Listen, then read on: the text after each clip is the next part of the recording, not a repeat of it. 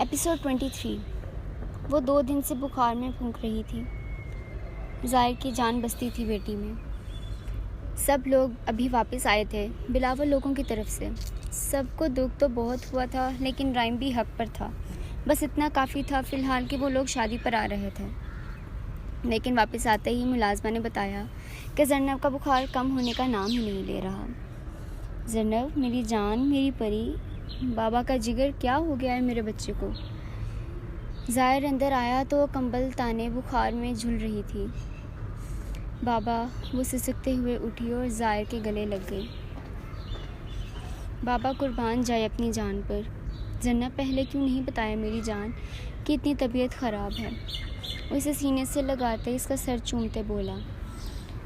सुबह ठीक थी, अचानक से हो गया बाबा। मैं मर जाऊंगी क्या? अल्लाह न करे मेरा बच्चा। हम अभी डॉक्टर के पास जाते हैं, अभी ठीक हो जाएगी मेरी जान। वैसे ही थी, हल्की सी बीमारी में भी वो हाथ पांव छोड़ जाती थी। इसे बस यही लगता था कि वो मर जाएगी। ज़ारा चादर लेते अंदर आई जहां वो बाप के सीने से लगी रो रही थी। ज़ाहिर, आप गाड़ी निकालें, मैं लेकर आती हूँ ज़रनब को। वो बेटी को ज़ाहिर से अलग करते बोली, जबकि ज़ाहिर ने गाड़ी की चाबी उठाते बाहर की राह ली। वो चुपके से अंदर आया था जहाँ वो बेड पर अड़ी तिरछी होकर सो रही थी। उसे देखते वो नफ़ी में सर हिलाते इसके करीब आया। मध्यम सी रोशनी में इसका चेहरा जगमगा रहा था।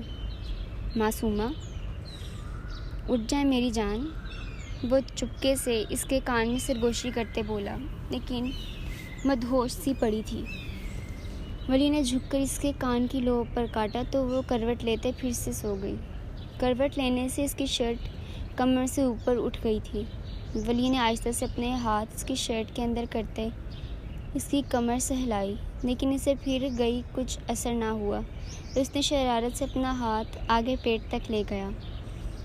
इससे पहले कि वो मज़ीद कोई गुस्ताखी करता, मासूमा ने आंख झट से खोली। इससे पहले वो चीखती, वली ने दूसरे हाथ से इसका मुंह बंद कर दिया।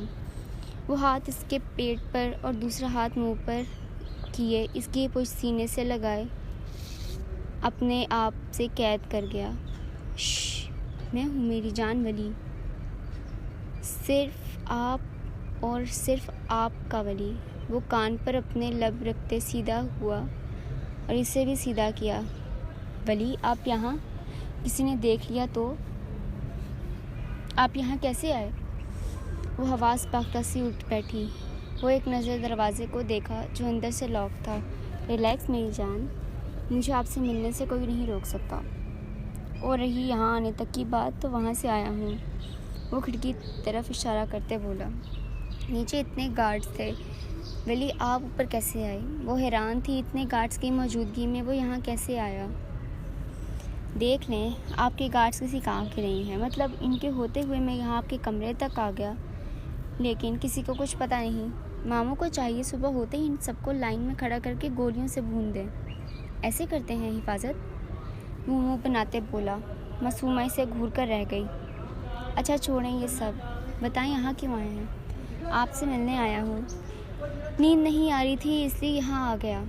वो इसकी गोद में सर रखते हाथ उसकी कमर पे ले जाते बांध दिए, उसकी गोद में मुंह दिए, आंखें मूंद ली। मासूमा ने मुस्कुराते हुए इसका सर चूमा और हल्के से इसके बालों में उंगलियां फेरने लगी। यहाँ अगर किसी ने देख लिया तो मसला हो जाएगा वली, ख़ास तौर पर अगर बाबा ने देख लिया तो। वो फिक्र से बोली।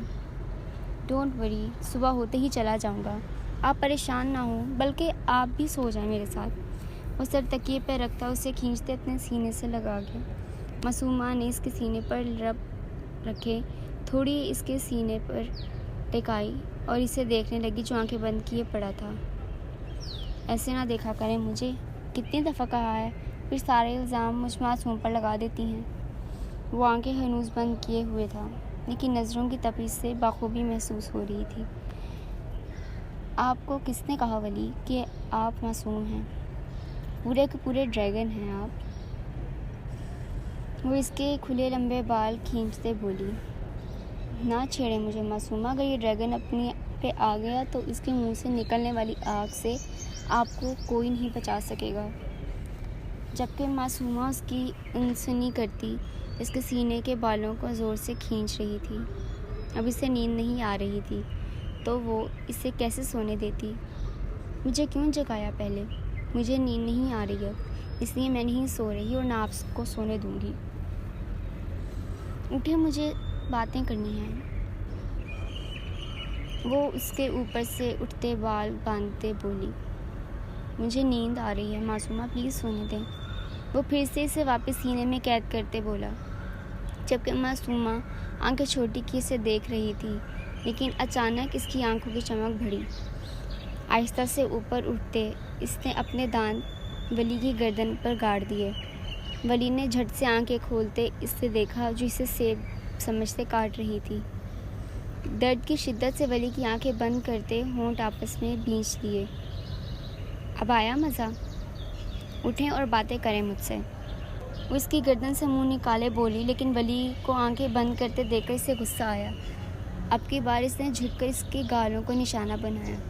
वली की गिरफ्त इसके गिर्द बेसाख्ता तंग हुई थी, लेकिन आंखें इसने फिर भी बंद की। इससे पहले कि वो मज़ीद तशद्दुद करती, वली ने घुमा कर इसे बेड पर डाला और ख़ुद इसके ऊपर आया। वली, ये क्या कर रहे हैं? वली ने अपना सारा वज़न इस पर डाल रखा था, जिसकी वजह से वो खौफज़दा होते बोली, अपनी बारी पर कुछ याद नहीं रहता आपको, और जब मेरी बारी आई तो अब ऐसे कर रही हैं। मुझे छेड़ने से पहले सोचना चाहिए था ना डार्लिंग। अब भुगतें। वली ने गर्दन से पकड़ते इसके चेहरा अपनी तरफ किया और अपने लब इसके लबों पर रख दिए। वो इसके होंठों पर भरपूर शिद्दत दिखा रहा था, जबकि मासूमा समझने के लिए बिल्कुल भी तैयार नहीं थी। इसका शिद्दत भरा लिम्स पाकर वो बौखला गई, लेकिन यहाँ परवाह किसे थी। वो कुछ लम्हों के बाद पीछे हटा तो वो लंबे लंबे सांस लेती चेहरा इसके सीने में छुपा गई। बस इतनी सी हिम्मत थी आप में। वो इसे चुराते बोला तो इसे ज़ोर लगा मुक्का इसके सीने पर मारा। आप सच में ड्रैगन हैं। वो होंठों पर होती जलन की वजह से बोली तो वली का कहका बेसाख्ता था। इसे सीने में भींचते वो आंखें मूंद गया, जबकि मासूमा भी शरीफ बनती इसके सीने पर सर रखे सोने की कोशिश करने लगी। ये सामने वाले बंगले में कोई शिफ्ट हुआ है क्या? लाइट्स ऑन थी। मुसद्दिक ने एजल से पूछा, जो कपड़े अलमारी में रख रहा थी और साथ ही इबादत बैठी कपड़ों की तय लगा रही थी। जी 2-3 दिन हुए हैं इन लोगों को यहाँ शिफ्ट हुए, सुना है लंदन से आए हैं। वो मसरूफ़ सी बोली, शुक्र है बाबा कि वहाँ भी कोई आया, बंगला कम भूत बंगला ज़्यादा लगता था। इबादत की बात सुनकर वो दोनों मुस्करा दिए। इबादत मेरी जान, शॉपिंग हो गई आपकी सारी? मुसद्दिक ने पूछा तो उसने हाँ में सर हिलाया, लेकिन माँ की घूरी देखकर सर खुद ब खुद नफी में हिला। आपकी लाडली की शॉपिंग का जितना शौक़ है ना, मुझे नहीं लगता कि शादी वाले दिन तक इसकी शॉपिंग मुकम्मल होगी। एजल ने कहा तो इबादत मुंह बना गई। चलें, ये नहीं तो आप खुद कर लिया करें शॉपिंग, पता तो है इसका आपको।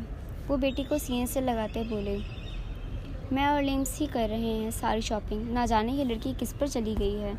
वो नफ़ी में सर हिलाते वहाँ से उठ गई तो वो दोनों बाप बेटी मुस्कुरा दिए। वो घर से बाहर निकल रही थी जब उसकी टक्कर सामने वाले से हुई। या अल्लाह, वो सर थामते बोली। दोनों नफूस ही चूँकि फ़ोन पर बिज़ी थे तो दोनों ही एक दूसरे को ना देख पाए और नतीजा टक्कर कर ज़ोर सूरत में था। सॉरी, मैंने देखा नहीं, आप ठीक हैं? वह ज़ुखरफ को माथे पर हाथ रखते देखकर बोला, जो अपना फ़ोन उठाए चेक कर रही थी। मैं बिल्कुल भी ठीक नहीं। करें मिस्टर? मेरा सर तोड़ दिया आपने, और मेरा फ़ोन भी देखकर नहीं चल सकते थे आप? वो उल्टा इस पर चढ़ दौड़ी। ओह हेलो मैडम, आपके पास ही माशाल्लाह से दो आंखें हैं जो आपने मोबाइल पर टिका रखी थी। अगर आप देखने की जहमत कर लेती तो आंखों की बैटरी कम नहीं हो जानी थी। वो भी किसी से कम ना था, जबकि ज़ुखरफ मुंह खोले इसकी बात सुन रही थी। ओह हेलो मिस्टर, संभाल कर, मोबाइल सिर्फ मैं नहीं आप भी यूज़ कर रहे थे। जितनी गलती मेरी है उतनी आपकी भी है। ओह कोरिया की पैदावार, मेरी कोई गलती नहीं है, मैं अपनी साइड से जा रहा था, आप ही की गलती रास्ते आ रही थी। उसकी छोटी छोटी आंखें और बॉब कट वालों पे तंज करते बोला, गुस्से से खोल उठी। शर्म नहीं आती आपको? किसी लड़की से कैसे बात की जाती है? किसी ने नहीं सिखाया आपको? और ये कोरिया की पैदावार किसे कहा? मैं ज़ुखरुफ यूसुफजई हूँ और मेरे माँ बाप पेवर पाकिस्तानी हैं। ख़बरदार अगर आइंदा मुझे कोरिया की पैदावार कहा तो। वो उंगली उठाते बोली, मेरी दुआ है कि आइंदा आपसे मुलाकात ही ना हो। ना मुलाकात होगी, ना आपको कोरिया की पैदावार कहूँगा। उसे घूरते वहाँ से चला गया। ज़ुखरुफ ने पीछे मुड़कर इसकी पुश्त को घूरा, फिर पैर पटक के वहाँ से चली गई। जरार वापस आया। ऑफिस से तो घर पर कोई भी मौजूद नहीं था। सब कहाँ चले गए? वो बड़बड़ाते हुए ऊपर अपने पोर्शन में चला गया। बिना चेंज किए वो बेदार ऊँधे मुँह भर गया। थकन हद से ज़्यादा हो रही थी, लेकिन इतनी हिम्मत नहीं थी कि अपने लिए उठकर कॉफ़ी ही बना लेते। लेटे लेटे अचानक इसके दिमाग में झमाका हुआ। ओह शिट, कैसे भूल गया। आज तो मदर आरा का चेकअप करवाने जाना था। आंटी ने मुझे बताया भी था। कैसे भूल गया मैं। उफ़। वो सर हाथों में थामे उठ बैठा। मैंने ऑपरेशन थिएटर में जाने से पहले आपको कॉल की थी। कानों में मदर आरा की बात गूंजी तो इसने सख्ती से अपनी आंखें बंद की। इससे पहले कि वो चाबी उठाते घर से निकलता, हारून की आवाज़ सुनकर उसने खिड़की से नीचे झांका, जहाँ स्मिया और मदर आरा को किसी मर्द के साथ आते देखा। मदर आरा को इस मर्द के हिसार में देखा तो माथे पर बलों का जाल बिछा। दिल में चुभन सी हुई। सब्र ना करते वो वापस नीचे आया, जहाँ वो लाउंज में बैठे बातें कर रहे थे, लेकिन मल्हार कहीं नहीं था। मल्हार की जगह वहाँ दुआ मौजूद थी। अस्सलाम वालेकुम। जरार अभी तक ऑफिस वाले हुलिये में ही था। वालेकुम अस्सलाम, कैसे हो बेटे? स्मिया बेगम किचन से निकलते बोली। सबके लिए वो जूस ले आई थी। मैं ठीक हूँ आंटी। सॉरी आंटी, मेरे जहन से निकल गया। आज मदर आरा का चेकअप था, वरना मैं टाइम से वापस आ जाता। कोई बात नहीं, वैसे भी अब मैं आपकी ज़िम्मेदारी नहीं हूँ। मेरे लिए मेरे अपने ही काफ़ी हैं। स्मिया बेगम से पहले ही मदर आरा बोल पड़ी।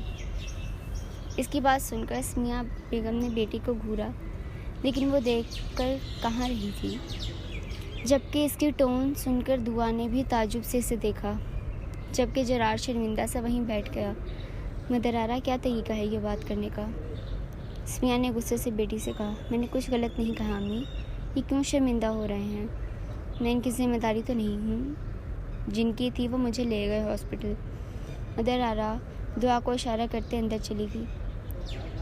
वो जो लाठी के सहारे चलती थी, आज बिना किसी सहारे के चल रही थी। जरार को जहाँ ढेरों खुशी थी, वहीं मदर आरा के रवैये से दुख भी हुआ था। जरार बेटा, इसकी बातों का बुरा मत मनाना। बिना सोचे समझे कुछ भी बोल देती है। माजरत बेटा, अगर तुम्हें बुरा लगा हो तो। स्मिया बेगम ने कहा तो हल्का सा मुस्कुराता हुआ उनके पास आया। आप क्यों माजरत कर रही हैं? आप मेरे माँ जैसी हैं और माएँ बेटों से माफ़ी नहीं मांगती, बल्कि इनकी गलती पर इनके कान पकड़ती हैं, दो लगाती हैं। कोई ने अपने हिसार में लिए बोला तो वो मुस्कुरा दी, लेकिन दिल में पुकार इरादा कर लिया था कि मदर आरा की क्लास लेने का। ये क्या था मदर आरा? अंदर आते ही दुआ ने पूछा। क्या था? मदर आरा दवाइयाँ चेक करते बोली। तुमने जरार भाई से ऐसे बात क्यों की? मैंने कैसी बात की है दुआ, तुम बता दो। वो कंधे चुकाते लापरवाही से बोली तो दुआ को इस पर गुस्सा आया। मदर आरा, तुम्हारा रवैया बहुत ही नामुनासिब था इनसे। हम सब जानते हैं उन्होंने तुम्हारा कितना ख्याल रखा था। लाजिम नहीं कि खून के रिश्ते ही सिर्फ अपने और सगे होते हैं, कुछ रिश्ते एहसास की बुनियाद पर भी कायम होते हैं। तुम मानो या ना मानो, तुम्हारी गलती थी आज। तुम्हें भाई से सॉरी बोलना चाहिए। वो दोस्त होने के नाते से समझाते बोली, लेकिन मदर आरा ने कोई रिस्पॉन्स नहीं दिया, तो वो भी मायूस होती वापस चली गई।